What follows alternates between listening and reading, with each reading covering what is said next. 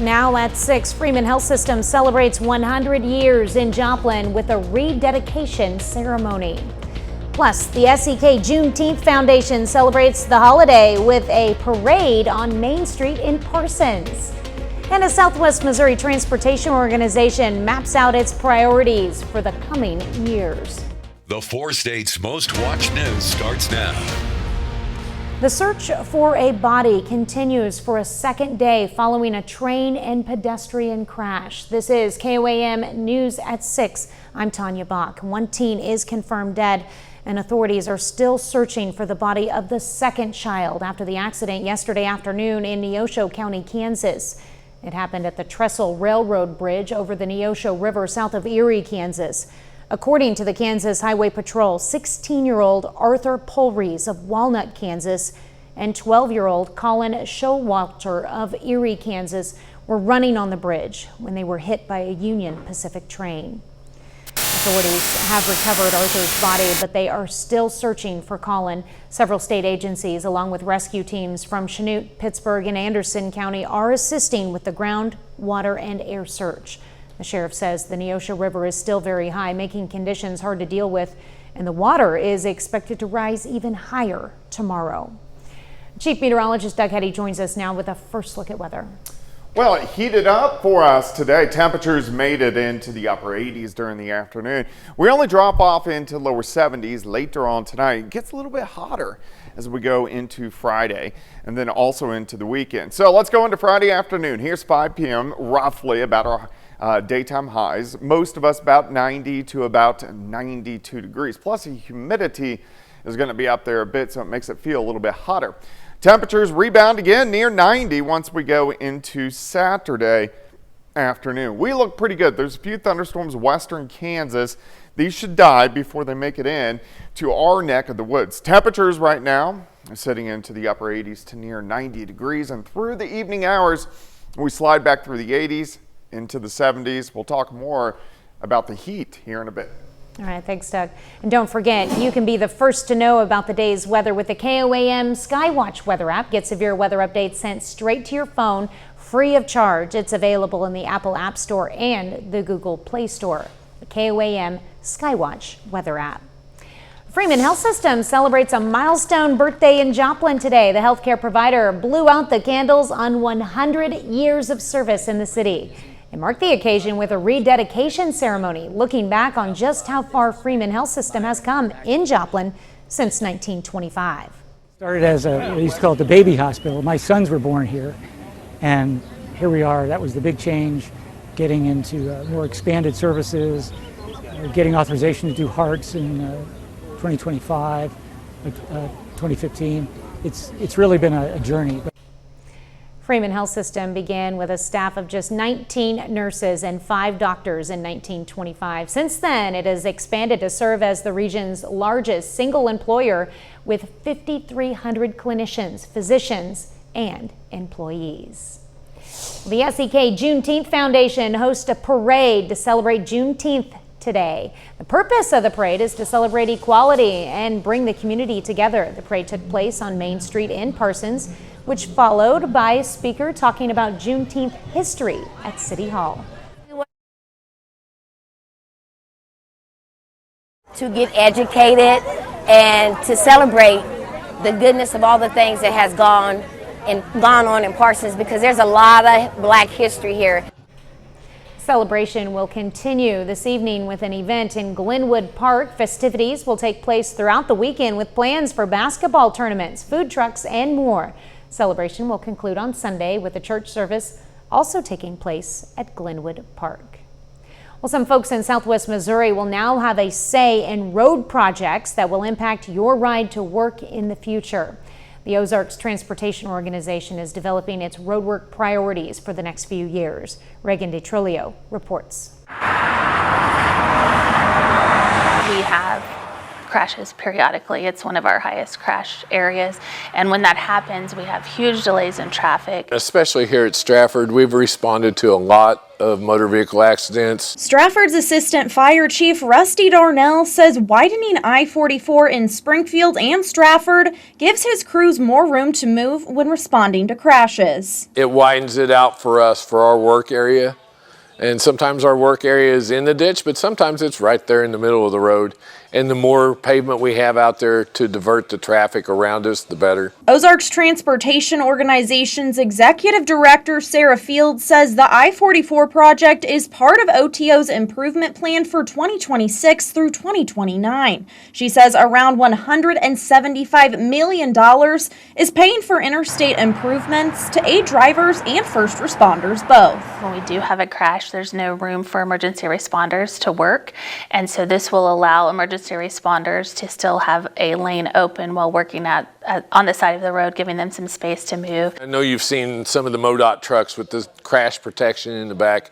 We don't have that. We're not offered that luxury, so our fire truck is our crash protection. We just really want to, give our emergency responders room to work and allow them to close 2 lanes when needed. OTO officials will also discuss other road projects in Republic and in Ozark, as well as a variety of trail projects. Well, as the nation celebrates Juneteenth, we're going to take you to one local celebration in Joplin. That's coming up. But up first, concert goers experienced traffic jams and frustration in Southwest Missouri last week. Missouri Highway Patrol sheds light on what happened. The Missouri State Highway Patrol is shedding some light on the massive traffic jams leading up to a concert at Thunder Ridge Nature Arena near Branson last Friday. Adam Woodbury has the latest. The Highway Patrol has been assisting entities that have or planning events that could have a probable impact on traffic, particularly along or adjacent to major routes. One of those events, a concert just last week at Thunder Ridge Nature Arena. Sergeant Mike McClure says the Highway Patrol had 8 troopers helping with traffic outside the venue. Our mission at that is to provide visibility to ensure highway safety and compliance with traffic laws. And that's done through traffic directing, traffic control, and traffic monitoring. As for what caused all of the backups, Bass Pro Shops, which owns Thunder Ridge, claims a deadly crash and other crashes caused delays for some of the concert goers. But the thing is, though, the Highway Patrol says that fatal crash happened around 2 o'clock that afternoon. It was cleaned up within an hour and didn't have an effect on traffic through there. The location of that crash and the time that it occurred would have had 0 impact on traffic along 65 or 86, or 13, or 160. But for the thousands of people stuck in their cars, getting to the venue was tricky to say the least. Jelly Roll is my wife's favorite singer. We actually got a chance to see him at Great Southern Bank Arena in Springfield last year. It was an amazing show, and she was so excited to go see him down at Thunder Ridge with Post Malone. Camden DeCock and his wife took a rideshare from Branson to the concert to avoid parking, but they were stuck in traffic for 3 hours. Then they decided to walk the rest of the way. And so we walked the last 2.5 miles up to the gate at Thunder Ridge, which took us another hour. So at this point it's 9:30, and the woman scans our tickets as she tells us that Jelly Roll has already played. That's when they decided to just call it a night and leave, which in and of itself was another challenge for people that night. I have never been so glad to show up early to a concert in my life. Little did I know it was going to be an absolute disaster. Obviously, there's a lot of people that didn't even get into the venue or the parking lot. In Jeremy Shevel's case, he got into the concert, but he was stuck in his car for several hours waiting to leave. But then we got out to the parking lot and we quickly realized, this is a problem. I mean, we literally got to a point where we were like, okay, we're just going to turn our car off because we don't want to run out of gas and be stuck here. So what can be done to avoid future traffic headaches? Well, that's something Sergeant McClure couldn't give specifics on, but says the Highway Patrol is meeting with Thunder Ridge about it. And we've had those meetings since, the first event that they had, I believe, was Garth Brooks' major event. So we have been included in planning and or giving suggestions on what can be done to improve. Ticketmaster says they are issuing refunds for concert goers who could not get in. A little later, two brothers make their way to France to represent the U.S. in an under-20 basketball tournament. Ben McLeish has their story coming up in sports. Plus, our temperature is heating up a little bit more. We're going to look at that coming up.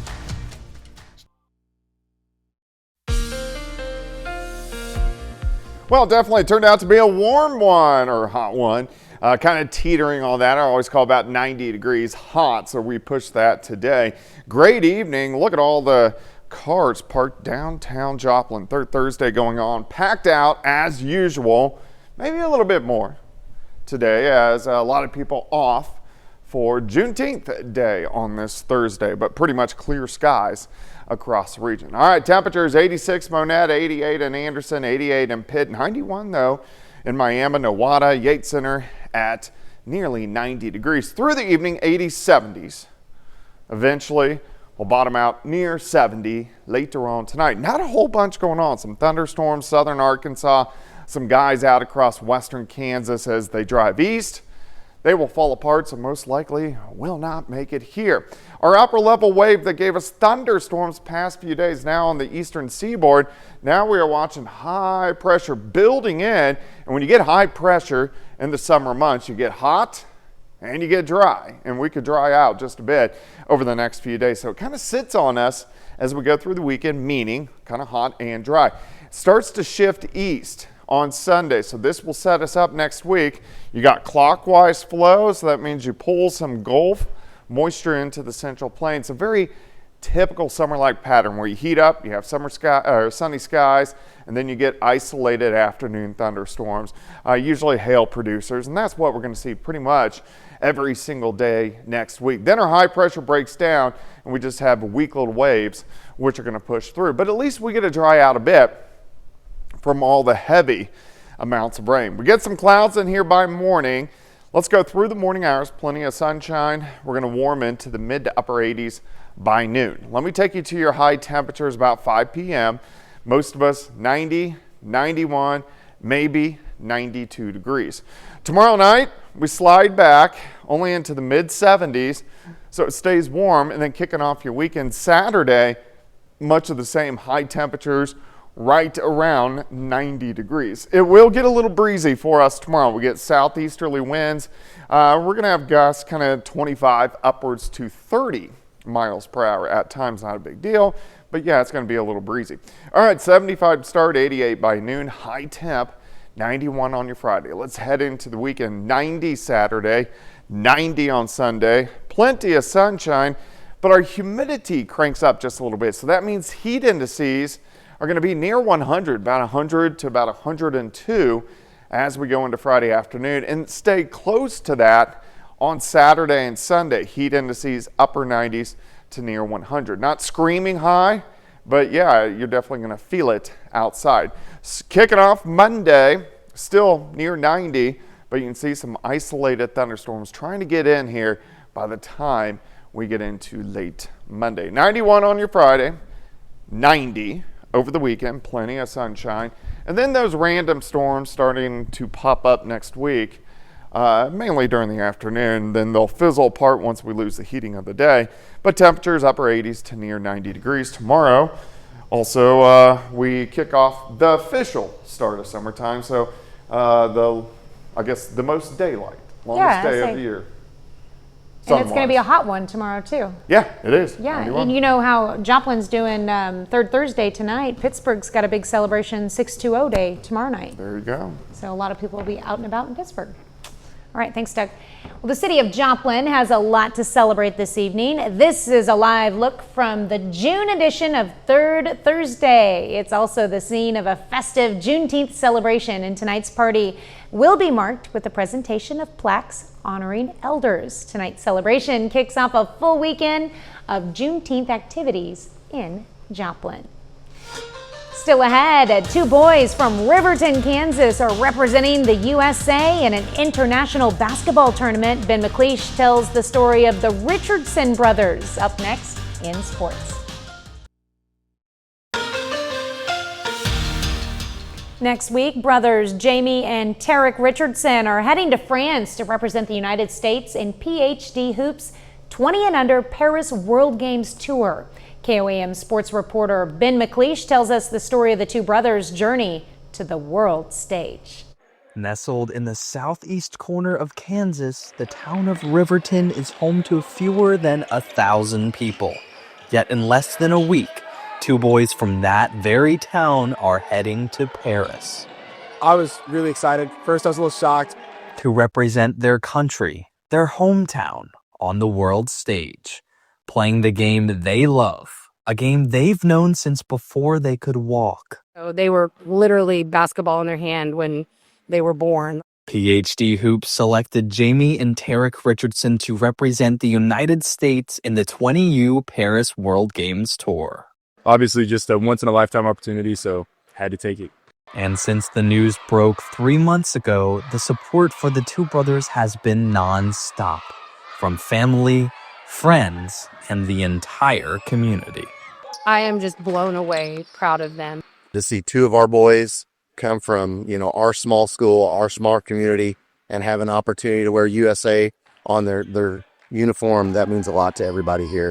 But their journey to becoming international athletes has been anything but typical.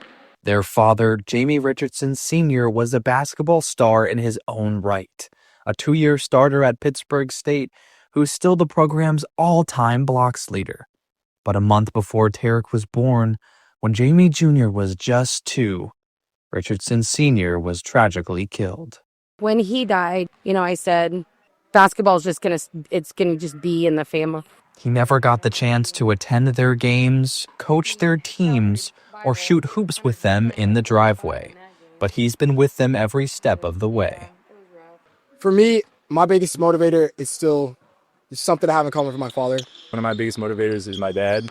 I've always looked up to him. Never got the opportunity to meet him, but I want to make him proud. And they emulate their father on and off the court. He loved to just make people smile and make people laugh, a positive role model, and that's exactly what the boys have become. They are both a piece of him, and it's cool. The Richardson brothers have poured their hearts into the game of basketball, driven by a desire to honor their father and to serve as role models for their community.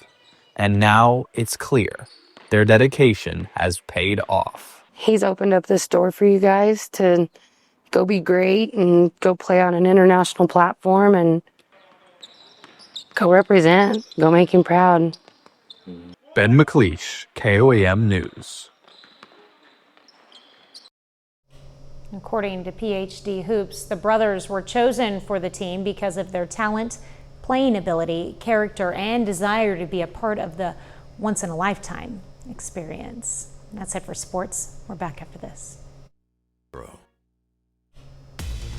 Here's a look at what's coming up on KOAM News at 9 on Fox 14. Tariffs are raising costs at local amusement parks. See how they are keeping prices down. Plus, Cecil Floyd Elementary in Joplin offers a unique summer school learning experience. And the city of Joplin celebrates Juneteenth. We take you there. Those stories and a lot more tonight on KOAM News at 9 on Fox 14. Final check of the weather. Yeah, it looks pretty good. It's going to be kind of hot. Heat indices, it's going to make it feel like 98 to about 102 as we go through the next few days. Official temperature, about 90, 91 degrees, and we get a chance to dry out through the weekend. All right, be safe if you're going to be outdoors this weekend with that heat. All right, well, thank you for watching, and we will see you right back here at 10. Have a great evening and an even better tomorrow.